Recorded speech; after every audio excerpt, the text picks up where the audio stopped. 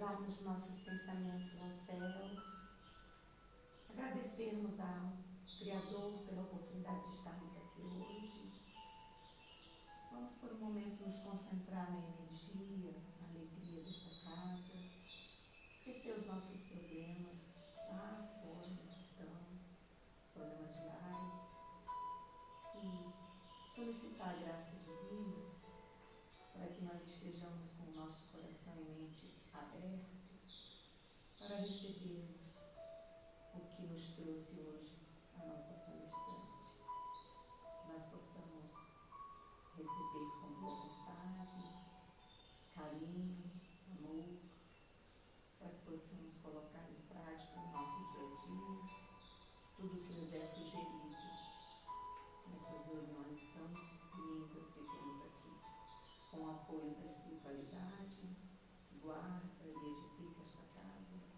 Vamos repetir a oração que o Mestre Jesus nos ensinou. Pai nosso que estás no céu, santificado seja o vosso nome. Venha a nós o vosso reino e seja feita a tua vontade, assim na terra como no céu. O pão nosso de cada dia dai-nos hoje e sempre. Perdoa as nossas ofensas, na mesma medida em que perdoamos aos nossos devedores. Não nos deixe cair nas tentações da vida, mas livra-nos, Senhor, de todo mal. Que assim seja. Graças a Deus. Agora nós ficamos aos cuidados, né? Muito bom. Mais uma vez, boa noite a todos. Muito obrigada pela presença de todos vocês. E hoje nós vamos falar de um tema muito atual, né? Depressão e espiritualidade. Essa imagem aqui é um quadro de Vincent van Gogh, que foi um pintor impressionista que viveu no século XIX, na segunda metade do século XIX, em torno de 1850, mais ou menos. E atualmente é um dos pintores mais celebrados no mundo da arte, né? As obras dele valem milhões de dólares, incalculável, né? E Van Gogh, ele tinha, assim, muitas das suas obras foram autorretratos. O que a gente sente quando olha para esse tipo de retrato, né? Um autorretrato, meio que pula a tristeza que essa imagem nos toca, não é? Van Gogh foi uma pessoa extremamente infeliz. Apesar das suas obras valerem milhões de dólares, hoje em dia ele só foi reconhecido como esse gênio da arte depois da sua desencarnação, depois da sua morte. Durante a vida, Van Gogh vendeu um único quadro. E ele era uma pessoa tão amarga, tão infeliz, que ele jamais se casou, jamais teve amigos. A única pessoa que Vincent van Gogh tinha era Theo, o seu irmão, que pagava as suas despesas, porque ele não tinha onde cair morto, né? Ele não tinha nada, ele precisava viver da caridade do seu irmão para poder sobreviver. E no meio de tanta infelicidade, ele, na verdade, desenvolveu depressão e tirou a própria vida. Com 37 anos, ele atirou contra o próprio peito e se suicidou. Então nós vemos que essa história é muito antiga, essa história da depressão. Mas hoje em dia ela está assumindo proporções epidêmicas, como nós vamos ver, né? Então, segundo a Organização Mundial de Saúde, a depressão é um transtorno mental comum, muito comum, infelizmente, caracterizado por tristeza persistente e uma perda de interesse ou prazer em atividades que antes eram prazerosas. Então a pessoa ela vai desenvolvendo essa apatia, essa perda de interesse, acompanhada por uma incapacidade de realizar atividades diárias durante pelo menos 2 semanas. Por que isso, 2 semanas? Né? Porque o recém-nascido não nasce com depressão, né? A depressão ela começa a partir de um ponto da vida da pessoa. Então, será que é possível a gente perceber quando a pessoa está entrando nesse estado, né? Então, por isso que os psiquiatras, aliás, deixa eu fazer um adendo aqui, né?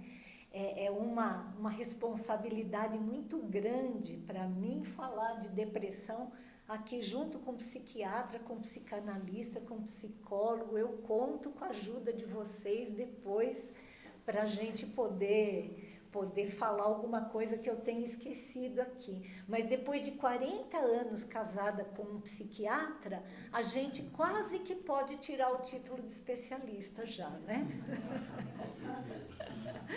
Então, eu agradeço ao Benedito por ter me ajudado a preparar isso daqui. E aí, assim, essas 2 semanas são um prazo que as pessoas precisam, né? Os profissionais precisam para entender melhor o que está acontecendo ali, né? Porque até que ponto é normal a gente ficar triste, né? Será que nós, nesse mundo de provas e expiações, temos condições de viver feliz o tempo todo, né? Será que né, que nós precisamos, assim, o tempo todo estar felizes e manifestar isso? Será que isso é normal, né? Ô, fulano, a sua mãe, infelizmente acabou de morrer. Ai, que maravilha, eu estou tão feliz por ela, porque ela vai para um mundo melhor, vai voltar para a pátria espiritual. É assim que a gente reage? Olha, eu sinto muito você perder o emprego, viu? Não vou precisar mais dos seus trabalhos aqui na nossa empresa. Nossa, que oportunidade maravilhosa que eu estou tendo agora, eu vou poder fazer uma outra coisa, vou poder me dedicar de coração para outra coisa. Não é assim, né? Então, assim, faz parte da vida momentos muito difíceis e que nos causam muita tristeza. E se alguém ficar 99,9% ou 100% do tempo só feliz, essa pessoa não está bem da sua saúde mental. Faz parte nós alternarmos esses períodos, isso faz parte da vida.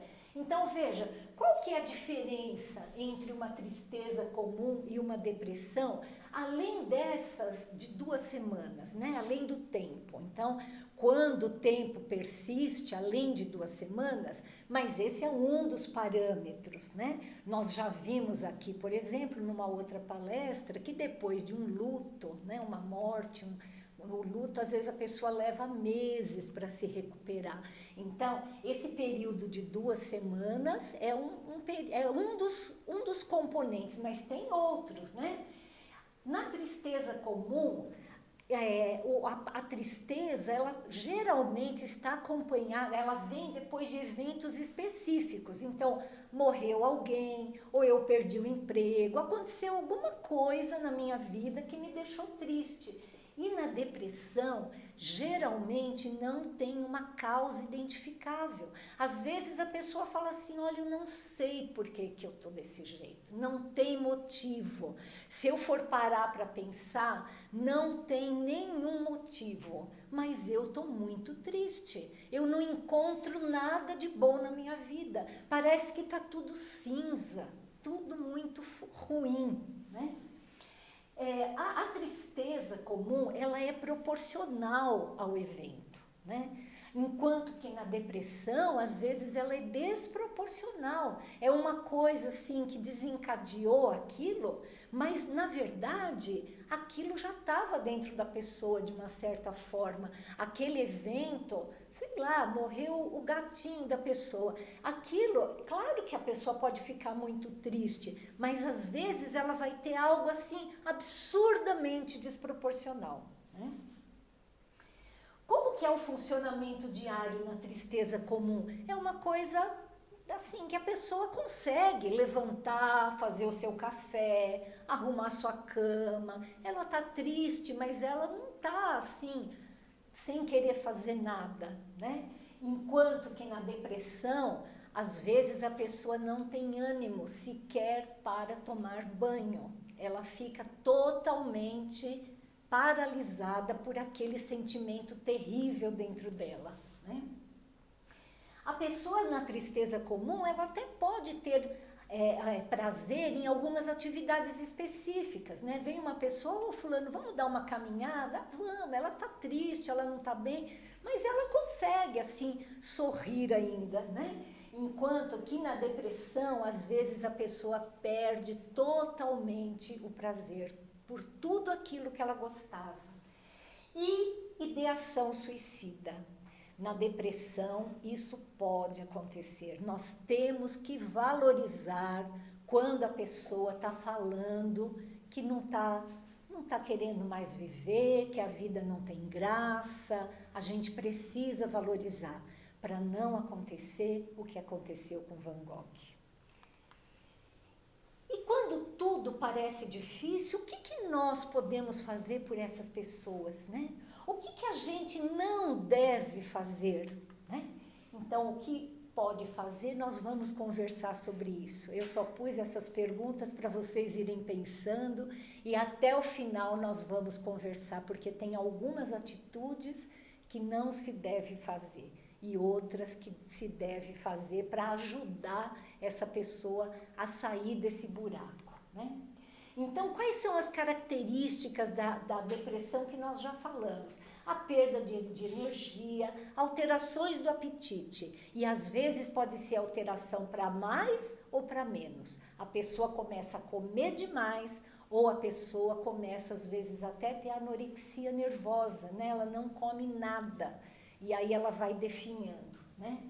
Um sono perturbado. O sono é uma das primeiras coisas que se altera na depressão. A pessoa não consegue dormir direito. Ou ela pode dormir demais, ela fica o dia inteiro dormindo, né? Ansiedade, às vezes, assim, a gente acha assim, não, essa pessoa não está deprimida, olha só, ela está a 1000 por hora, né? Vocês lembram, né? Agora eu vou revelar a minha idade e vou ver, assim, quem lembrar é porque já passou dos 60, né? Vocês lembram daquele desenho do Hanna-Barbera que tinha um leão e uma hiena? E o leão era totalmente feliz. Oh, que lindo dia! Vamos lá, meu amigo! Ele estava sempre feliz. E a hiena... Oi? O Lip e o Hard. Ah, olha só, obrigada. Como é que ele fazia, hein? Ó dia, ó céus, ó vida, ó azar, né? Então, veja, é tão interessante que esse desenho, ele faz em 2 personagens uma coisa que é muito comum no deprimido, em alguns tipos de depressão, né? Que é essa alternância do humor. Então, a pessoa passa por períodos assim, de muita excitação, onde a gente fala, meu Deus, onde que desliga, né? A pessoa está ansiosa, ela quer fazer tudo, e alterna períodos de muita depressão. Então, é a mania e a depressão, né? Que é o transtorno bipolar, né? Então, é um tipo de depressão. Então, a gente não pode se iludir que, olha, essa pessoa está fazendo, quer limpar a casa, assim, o dia inteiro, chega 10 horas da noite, ela ainda está limpando o vidro. Isso pode ser uma face da depressão. É a fase da mania, né? E depois, em algum tempo, ela vem a fase da depressão.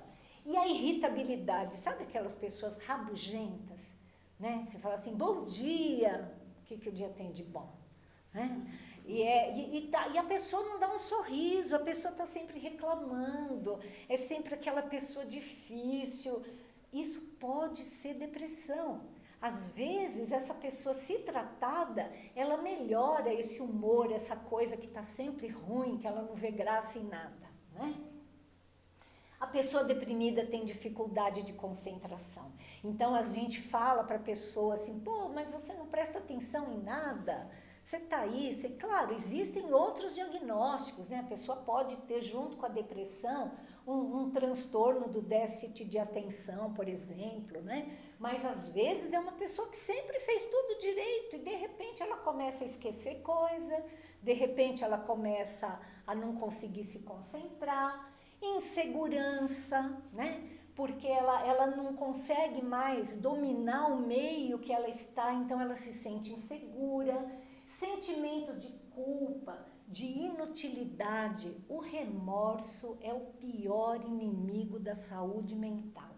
Se a pessoa entra num quadro desse, de se achar, ó, que não vale nada, que ela, sabe, que ela nunca vai ser perdoada, que ela não presta, que ela não serve para nada, isso vai ladeira abaixo.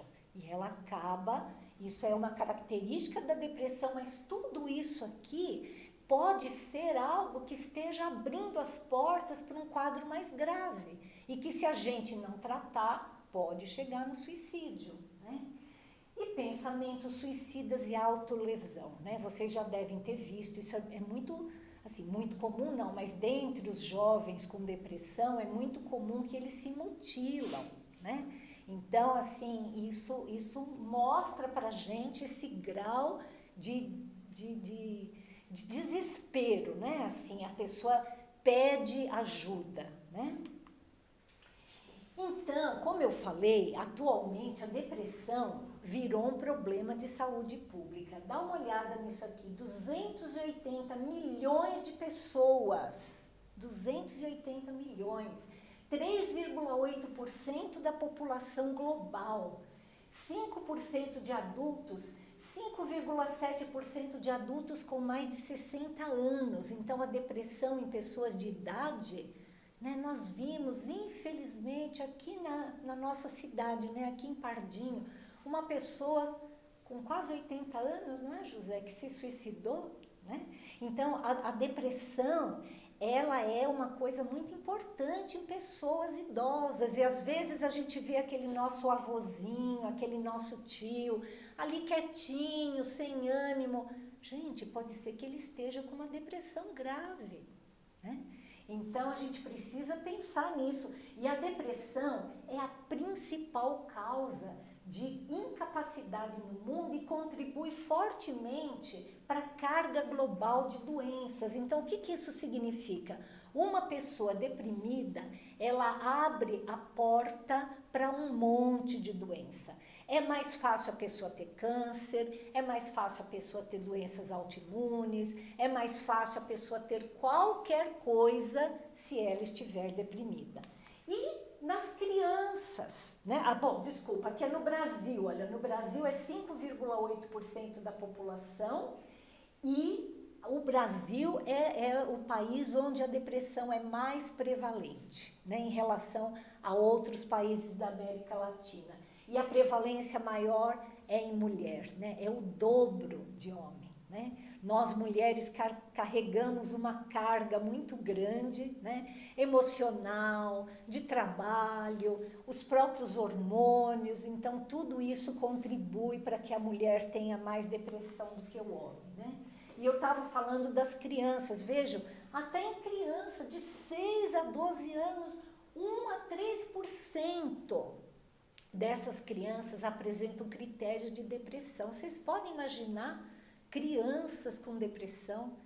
E nos adolescentes, então, nem se fale, 10% já podem apresentar depressão, né?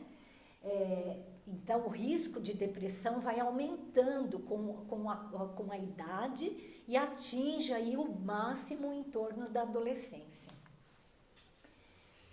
E assim, a depressão, ela não se instala de uma vez assim, né? Ela vem aos poucos. Então, existe a forma mais leve, que é aquilo que eu estava falando. Será que dá para a gente perceber isso e ajudar essas pessoas para que elas não entrem num episódio depressivo mais moderado e principalmente no mais grave, onde ela pode ter ideação suicida e até cometer esse suicídio? Então veja, aí a gente se pergunta o que é preciso para ser feliz, né? Quem é que pode me responder? Quais são os fatores que levam a pessoa à felicidade? Alguém tem uma ideia? Gostaria de colaborar? Realizar. Oi? Realizar. Se realizar. Fale, Luiz. Autoconhecimento. Autoconhecimento. Equilíbrio emocional. Equilíbrio emocional. Exatamente. Caridade também. Caridade. Olha só que interessante. Vocês todos falaram coisas muito interessantes.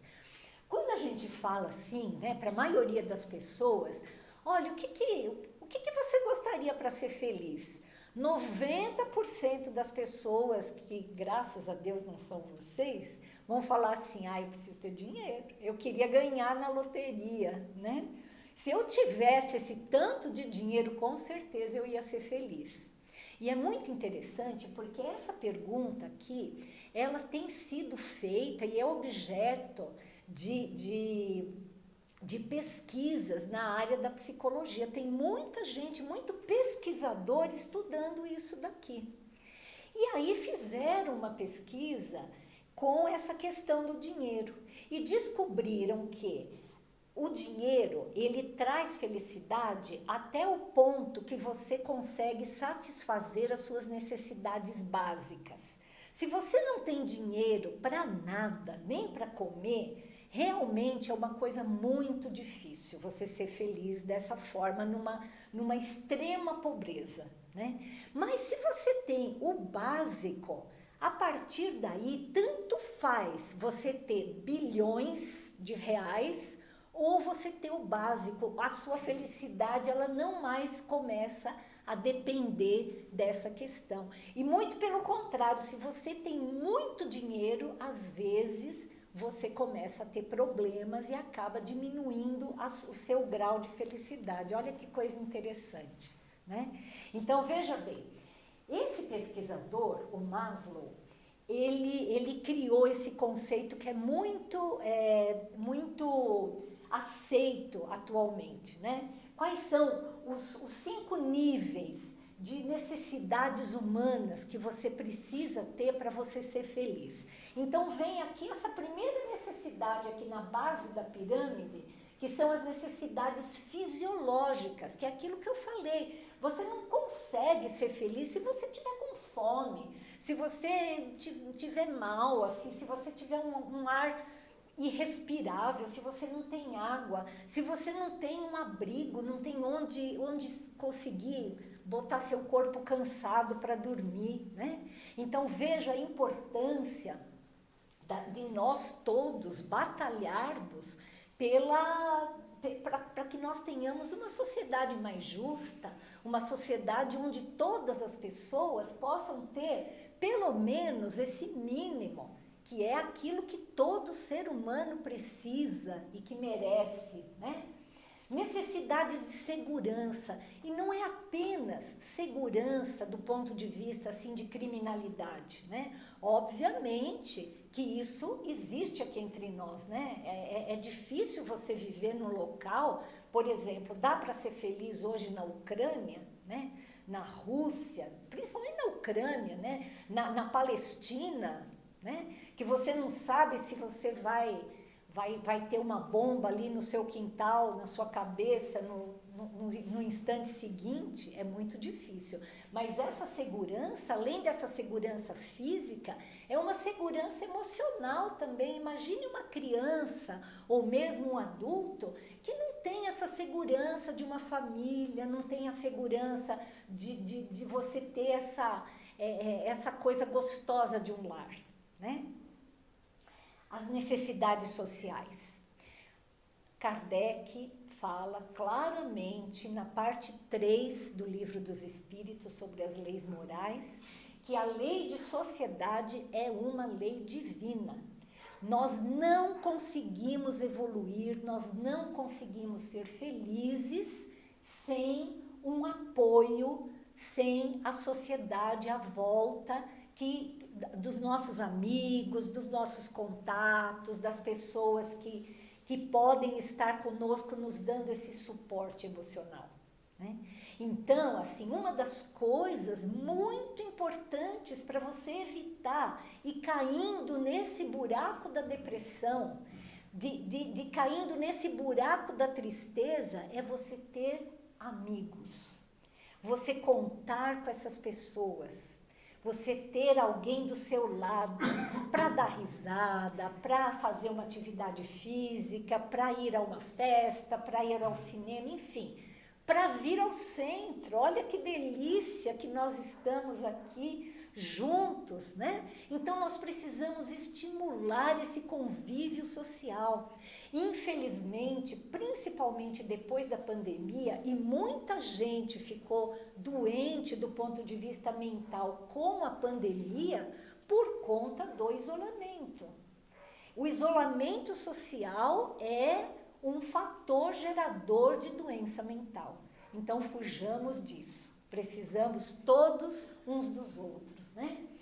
Necessidade de estima, vocês falaram de reconhecimento. Olha que coisa boa quando a gente faz um bom trabalho, quando a gente faz caridade, quando a gente tem paz de espírito e pode fazer alguma coisa que seja reconhecido não pelos outros, por nós mesmos às vezes. Mas é óbvio que no estágio que nós estamos, nós precisamos sim que alguém nos dê uma palavra de estímulo, não é mesmo? Então, nós precisamos fazer isso com as pessoas que estão à nossa volta. Olha como você fez um bom trabalho. Nossa, que coisa boa isso. Que bacana esse seu ato, né? Você ajudou tal pessoa, você fez isso, enfim, né? E nós precisamos, por nossa vez, buscar coisas que nos deem satisfação e que nós possamos fazer coisas boas também visando que nós tenhamos esse grau de satisfação. E lá no pontinho da pirâmide, a autorrealização que alguém falou, acho que foi o William, né, William? Fazer alguma coisa pela sociedade, fazer algo. Olha, eu quero voltar a estudar, eu quero aprender um idioma, eu quero começar a ajudar na casa do idoso, no Lar Francisco Vicentini, porque isso vai me dar um prazer, vai me dar uma realização muito grande. Eu vou fazer alguma coisa pela sociedade, eu vou fazer alguma coisa pela família. Tudo isso é vacina contra a depressão. Isso é uma vacina contra problemas de saúde mental, tá bom? Só que tem pessoas que, apesar de tudo isso aqui, né, elas acabam se sentindo para baixo, né? Às vezes acontece, né? E aí vem a parte que nós vamos começar agora a falar da parte espiritual, né? Então, deixa eu até tomar um pouquinho de água, porque está mais ou menos na metade. Vejam bem, nós espíritas sabemos que o nosso eu é trino, é a nossa Santíssima Trindade, né? Tem várias, tem Deus, Espírito e Matéria, mas tem isso aqui também, corpo, espírito e perispírito. Muito bem. Do ponto de vista simplesmente material, o que os psiquiatras, os médicos falam? Por que o cérebro adoece e a pessoa chega no ponto como chegou Van Gogh? Uma depressão grave e chega até tirar a própria vida. Então, isso é explicado pela psiquiatria, pela medicina, que o nosso cérebro, ele tem várias coisas, isso aqui é um resumo bem resumido, né? Existe um desequilíbrio dos neurotransmissores. Então, esses neurotransmissores, são substâncias que ajudam o neurônio a conversar um com o outro. A gente sabe que o cérebro, ele é cheio de células que se chamam neurônios, né? Aquelas células pontiagudinhas, assim, que tem um rabo bem grandão, né?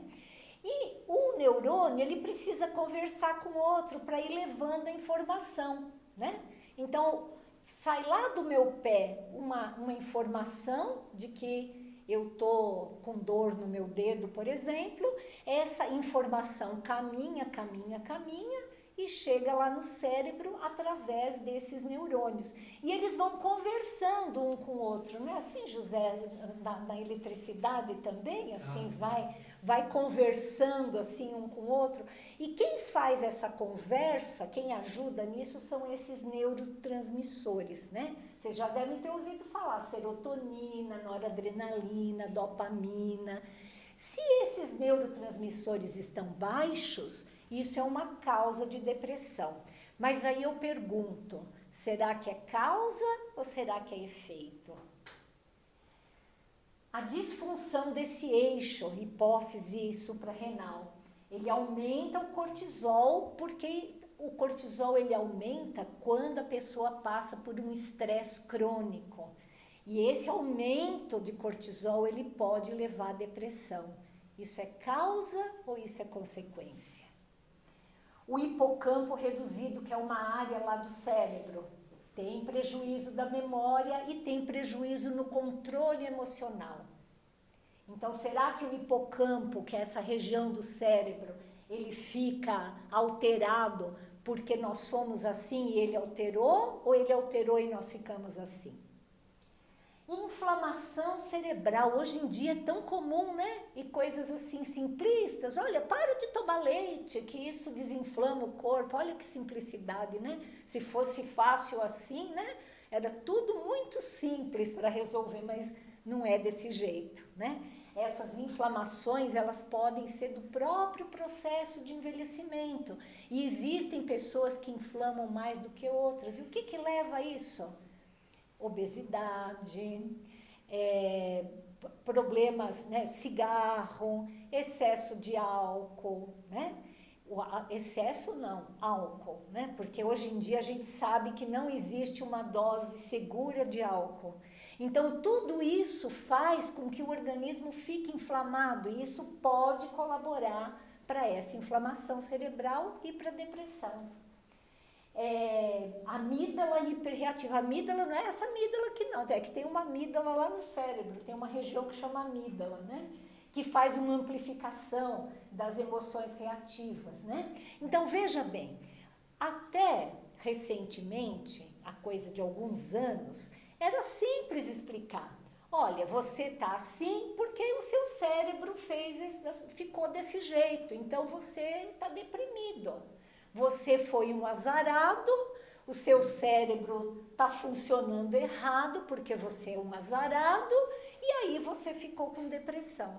E felizmente, atualmente, o tema comportamento, espiritualidade, religiosidade tem feito com que os próprios pesquisadores, a própria academia, né, a própria universidade com as pesquisas estejam mudando um pouco esse conceito, né? O Benedito me contou que no último congresso que ele foi, tinha assim várias mesas redondas conversando sobre o papel da espiritualidade na saúde mental das pessoas.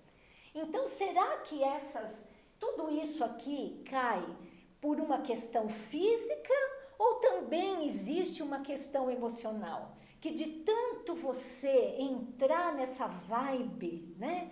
Você fica funcionando, você funciona errado. E aí, como nós somos trino, né? O corpo, o perispírito e o espírito, eles não dá pra gente dissociar. O espírito, que é a mente, ele interfere. De tanto você pensar numa coisa, você cria caminhos mentais que vão interferir no seu perispírito, que vai passar para o seu corpo. E o contrário também, né? Porque, em última análise, nós somos espíritos. Então, tudo aquilo que a gente sente é de ordem espiritual. Veja, se você chuta a canela de alguém, né? Ai, vai doer. Quem que sentiu a dor? Foi o corpo ou foi o espírito? É fácil você responder essa pergunta. Chuta a canela de uma pessoa que acabou de morrer. Ela vai reclamar? Não vai. Então não é o corpo que sente. Quem sente é a mente, que nós espíritas sabemos que é a sede do espírito. Então tudo aquilo que nós sentimos está localizado na nossa mente, no nosso espírito. Então, no nosso espírito não, porque nós somos o espírito, né? Tudo aquilo que nós sentimos, quem sente é o espírito, não é o corpo, né? Então, veja bem, tudo aquilo que você faz, tudo aquilo que você gera de pensamento, que sai da mente, quem é que sofre primeiro a consequência daquilo? É o seu próprio organismo.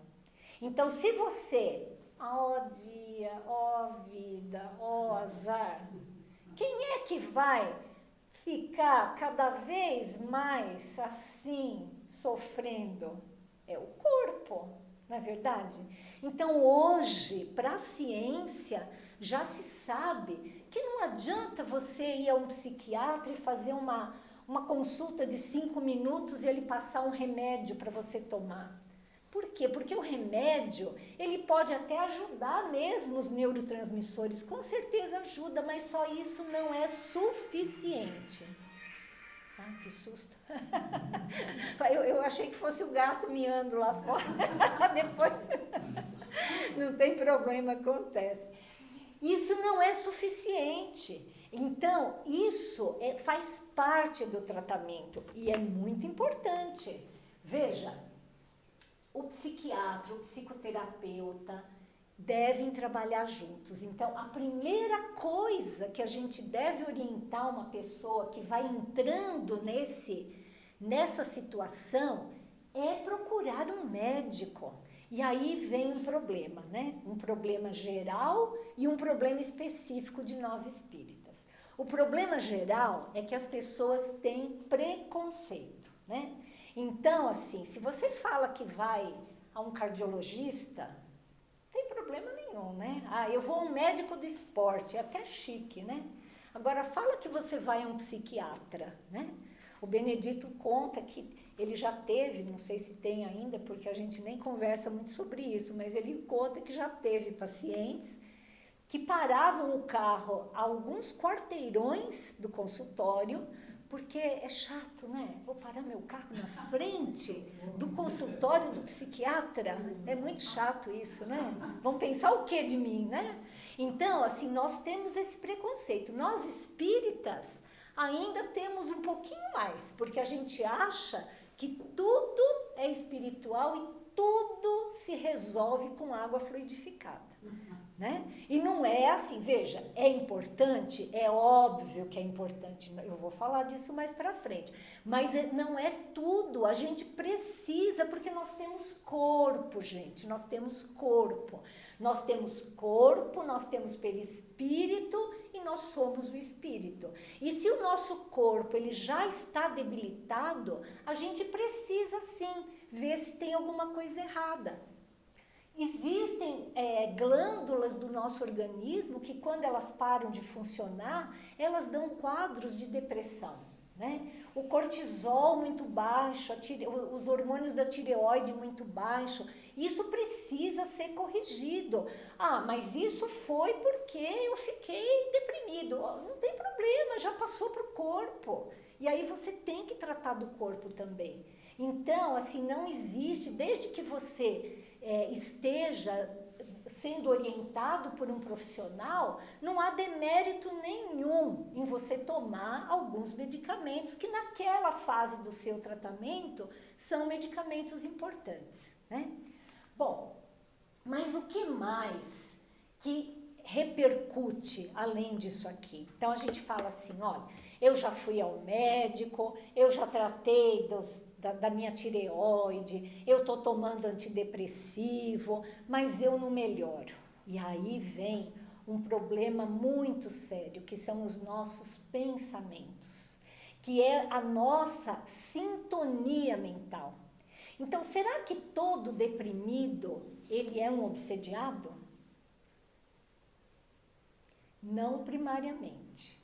Às vezes, é justamente você começou com a depressão e aqueles pensamentos, ou não é nem depressão, não vamos nem falar em depressão. Você começou naquele estado de tristeza, de se achar o último dos últimos, ou de implicância, ou de achar que ninguém presta, que esse mundo é uma droga. E aí, que tipo de espírito que você vai atrair perto de você? Se você está nessa sintonia, nessa vibração, os espíritos que você vai atrair são espíritos que estão assim, que vão chegar perto de você e falar assim, ai, você tem razão, é tudo uma droga, ai, você tem razão, a vida não vale a pena. Às vezes não é um inimigo seu de outras vidas, às vezes você atraiu simplesmente porque você tem uma mente que não vibra de outra forma, que você precisa mudar o seu jeito de pensar. Né? Enquanto você não mudar o seu jeito de pensar, você vai atrair aquele monte de coisa. E aí o que acontece? Começa do espírito, passa começa do espírito, passa para o perispírito e do perispírito para o corpo e fica lotado aqui de influências espirituais negativas, certo? Então veja, olha que coisa interessante, né? Aí a pessoa fala assim, mas escuta, é criança, não deu nem tempo de viver, como é que pode um adolescente, uma criança já ter depressão? Mas essa criança, ela veio pelas portas do nascimento pela primeira vez nesse mundo? Ainda que ela não tenha grandes problemas, que ela não tenha inimigos espirituais, nós temos esses caminhos cerebrais, e esses caminhos cerebrais, esses caminhos mentais, não cerebrais, caminhos mentais, eles começam por isso aqui que eu acho perfeito. Vigie seus pensamentos, porque eles se tornam palavras. Vigie suas palavras, porque elas se tornam ações. Vigie suas ações, porque elas se tornam hábitos. Quantas pessoas têm hábito de reclamar? Quantas pessoas têm hábito de maldizer a vida? Quantas pessoas têm hábito de falar mal da vida dos outros? Hábito da ingratidão, hábito, enfim. E esses hábitos, se não forem vigiados, eles formam o seu caráter. E o seu caráter se torna o seu destino. Então, olha que coisa bonita isso, gente. Mesmo uma criança pequena, ela já veio muitas vezes com essa invigilância de outras vidas, e ela tem justamente naquele período da infância, da adolescência, quando ela não desabrochou ainda para a vida, ela ainda tem essa chance dela mudar os pensamentos dela. Olha que coisa importante, a evangelização infantil, a educação das crianças no lar, onde tem coisas bonitas, coisas belas, onde tem pessoas falando bem, onde tem pessoas sorrindo. Se você tiver um ambiente assim, de vigilância, focando naquilo que é bom, naquilo que é belo, não estou falando que a gente precisa ser poliana aqui e achar que não existe problemas. Nós todos sabemos que existem problemas. Nós estamos num mundo de expiação e de provas. Como é que a gente não vai ter problemas? Né? Todo mundo tem problema, é só você abrir o jornal todo dia, você vê isso. Né? Mas a gente precisa focar nisso. A gente precisa focar a nossa vida nesse tipo de coisa e ser infeliz por causa disso. A gente precisa ser bom cidadão, a gente precisa fazer a nossa parte, mas a gente tem que deixar para aquele político, para aquela pessoa, fazer aquilo que lhe cabe, porque nós só conseguimos mudar a gente mesmo. A gente não consegue mudar ninguém. A única pessoa que nós conseguimos mudar somos nós mesmos.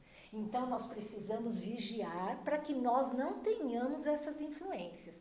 E é óbvio que, além dessas influências do dia a dia, nós temos, algumas pessoas têm, obsessores reais, né? Obsessores de outras vidas, espíritos que estão ali pronto para pegar você no pulo, né? Eles estão prontinhos ali de plantão para a hora que você cair, você abrir a porta, você baixar a guarda, eles te atacarem. Por quê? Porque nós fomos pessoas ruins com eles na outra vida. O obsessor não é um carrasco, ele é um irmão que veio pedir, né? Ele quer vingança, infelizmente ele quer vingança, né? Mas ele é uma pessoa dolorida, ele é uma pessoa que sofreu na sua mão. Então, se você não trabalhar a sua autoevolução, você vai ter esse tipo de problema, né? Mas, enfim, como é que a gente trata, né? Vamos voltar naquela primeira questão, né? O que a gente faz? O que fazer para pessoas assim? Obviamente, a gente sempre deve pedir para a pessoa procurar um médico, um psiquiatra, tomar remédio. Mas e fora isso, o que nos cabe? Se a gente não é da área, não é um profissional da saúde, a terapia do amor. Fazer preces pelas pessoas ajuda ou se ajuda? Porque água mole em pedra dura, tanto bate até que fura. Não vai ser uma prece que vai resolver. Mas se você insistir e mandar para essa pessoa, para esse amigo, para esse parente, para essa pessoa que você ama, prece, prece, prece, ela vai receber aquelas boas energias e isso vai começar a mudar devagarzinho o que ela pensa. Passes, como nós vamos fazer agora.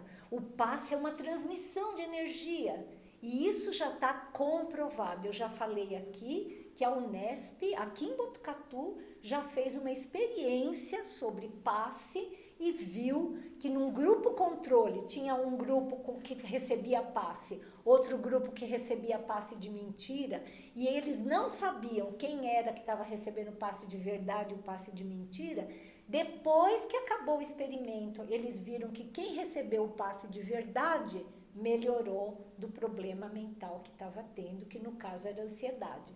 Então o passe é uma transmissão de energia que é como uma transfusão de sangue, né? Se a pessoa está lá anêmica, não consegue nem se mexer, e o passe ajuda muito, né? Escuta com interesse. Então, assim, uma pessoa que tá precisando falar, se você escutar, só do fato da pessoa falar, ela vai organizando os pensamentos na cabeça dela. Porque tem gente que não tem com quem falar. E se você senta do lado e ouve essa pessoa, ela própria vai pensando e vai falando e vai conseguindo se organizar. O máximo que você deve fazer são perguntas que façam a pessoa pensar sobre si. Então você vai fazendo perguntas e ela, ao responder essas perguntas, ela vai pensando cada vez mais e vai conseguindo melhorar aquela situação, aquilo vai clareando na cabeça dela. O que não fazer? Contar o seu próprio problema. É a pior coisa que a gente pode fazer para um deprimido. Ele chega do lado e fala assim, eu estou tão triste, eu briguei com meu marido. Ai, sabe que eu também briguei com o meu a semana passada, porque ele fez isso, fez aquilo. Gente, a pessoa está vindo te contar um problema e você conta outro para ela, achando que você está se solidarizando com ela, mas isso, sabe? O que ela tem a ver com aquilo? Ela está precisando de ajuda, ela não está precisando sair de lá pior do que ela entrou.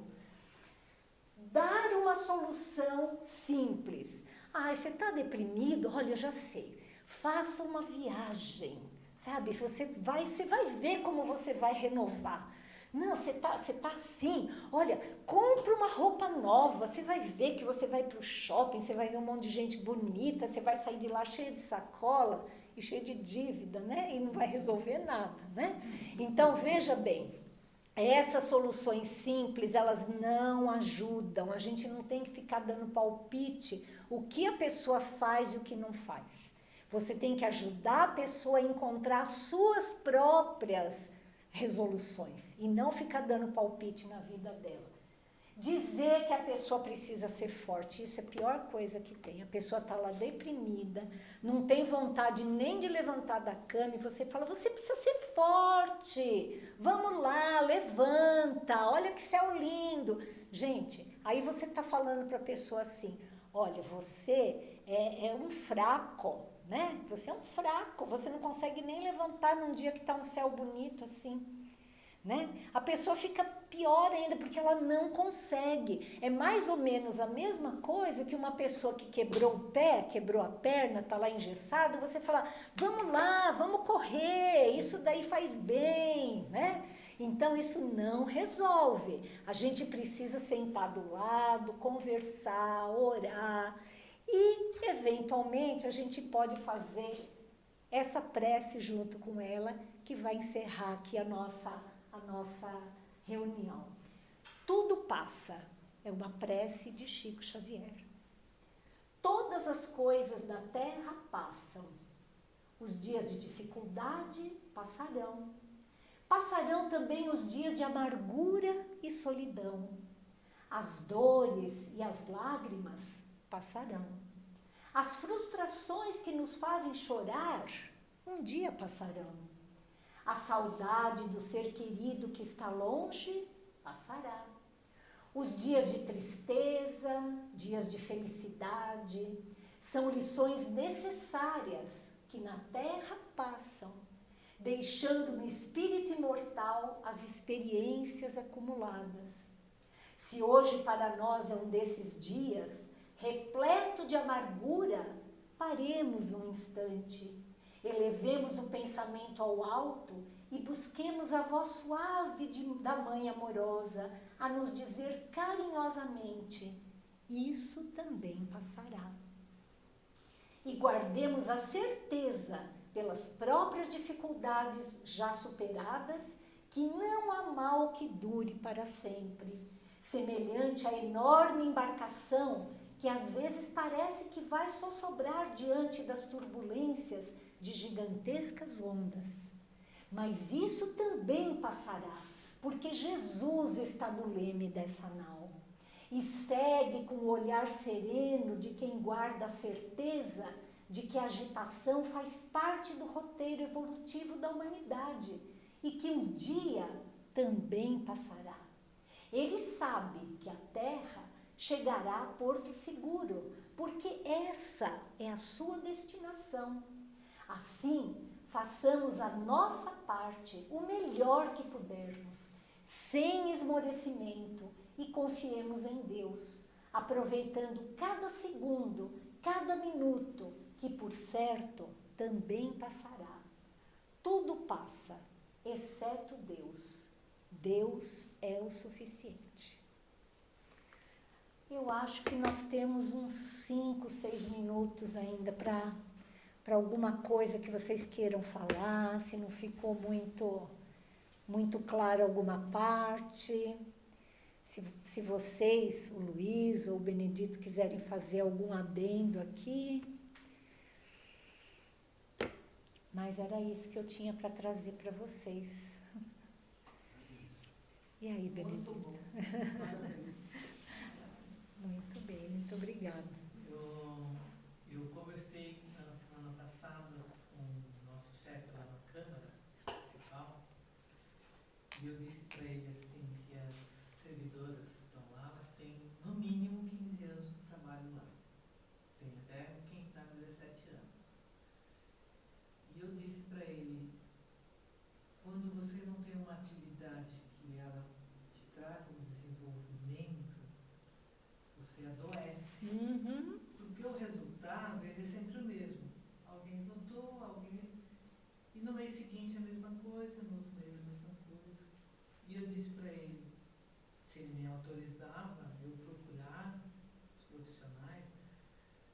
vai, além de fazer um trabalho, olhar o trabalho de todos em conjunto, mas também fazer um trabalho individual com cada uma delas, Que interessante. para a gente mudar as atividades, né, de alguma forma, achar uma solução para trazer um prazer para elas, né, porque é uma atividade Com certeza. ela não traz uma satisfação mais.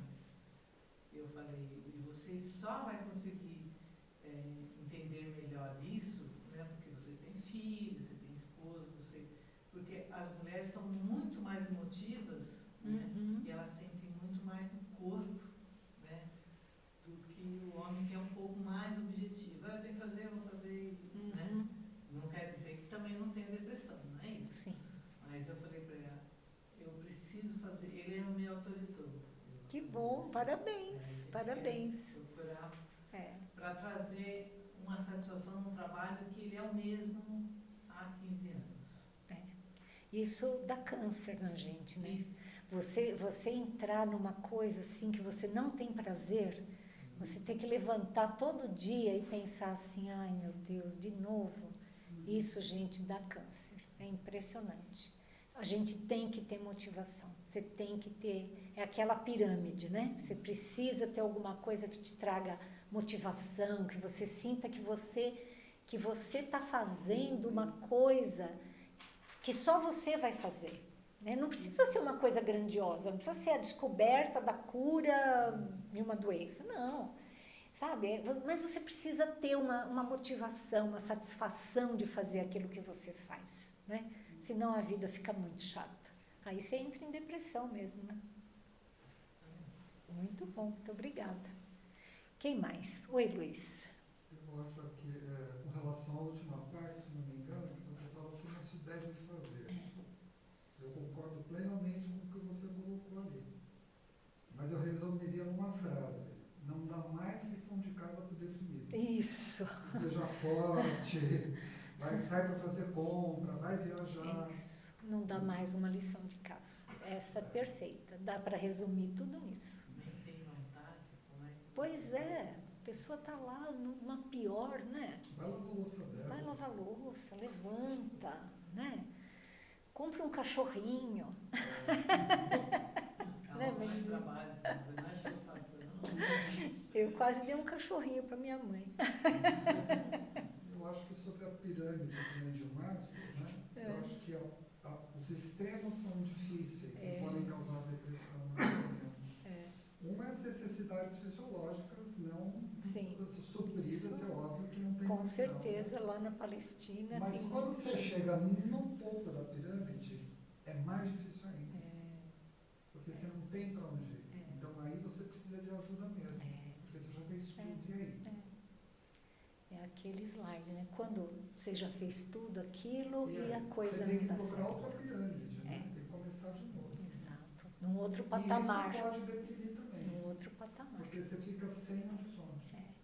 Interessante. E, desculpa, puxar a sardinha pro meu lado. Você só falou de psicólogo, do psiquiatra. Não, falei do psicólogo também.